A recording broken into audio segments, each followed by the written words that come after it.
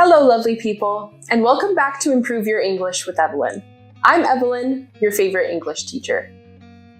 So yesterday, my friend and I were at a restaurant and we were having a discussion about how healthy some foods are, but we clearly didn't agree on this topic. Have you ever been in a situation where you disagree with someone, but you don't really know how to express that? Keep watching this video to find out 10 useful ways to disagree with someone in a polite way when you're either writing or even speaking English.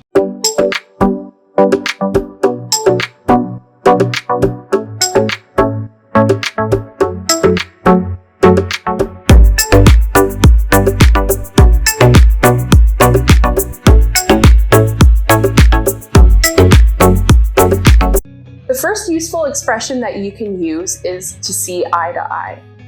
For example, if you disagree with your friend, you can say to them, "We don't see eye to eye on this topic."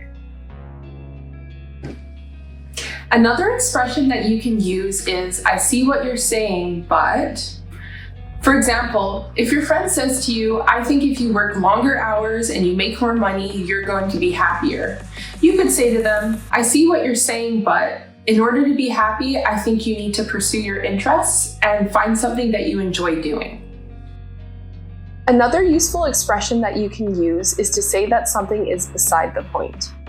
For example, if your friend says to you, "Rents are so high right now because of the increase in gas prices," you can say to them, "I think that's beside the point. I think rents are so high right now because of the increase in bank interest rates."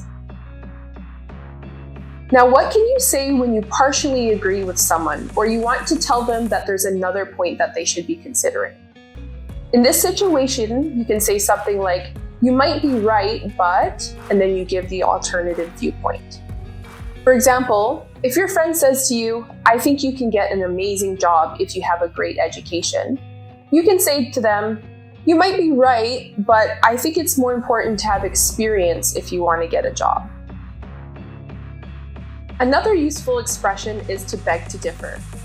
For example, if your friend says to you, "I hate romantic movies, they're so dumb," you can say to them, "I beg to differ. I think romantic movies are very amusing."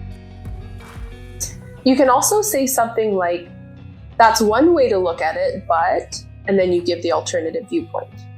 For example, if your friend says to you, "I think that driving is so much better than taking transit because it's so much faster to drive places," you can say to them, "That's one way to look at it, but I find that the roads actually get so congested during rush hour here, and taking the train is actually faster."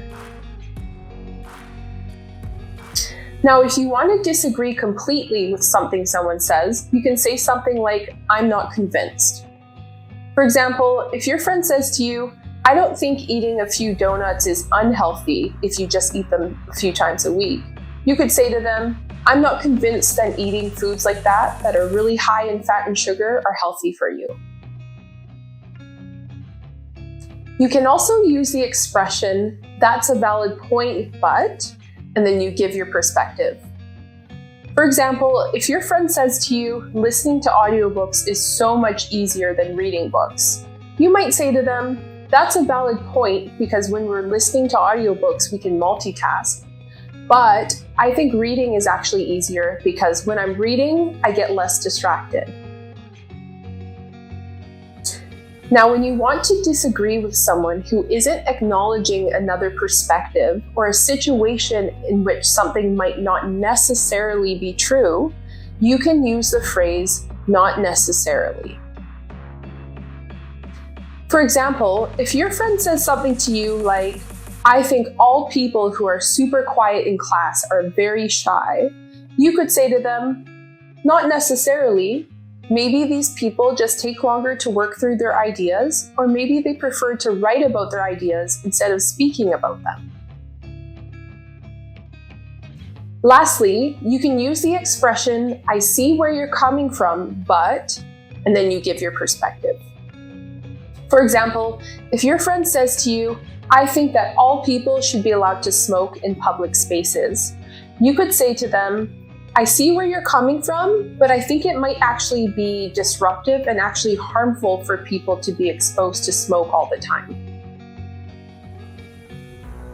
So there you have it. There are 10 useful ways to politely disagree with someone. If you enjoyed watching this video, don't forget to hit those like and subscribe buttons. And in the comments below, try using one of the phrases that we've learned today. Thank you so much for watching. See you next time.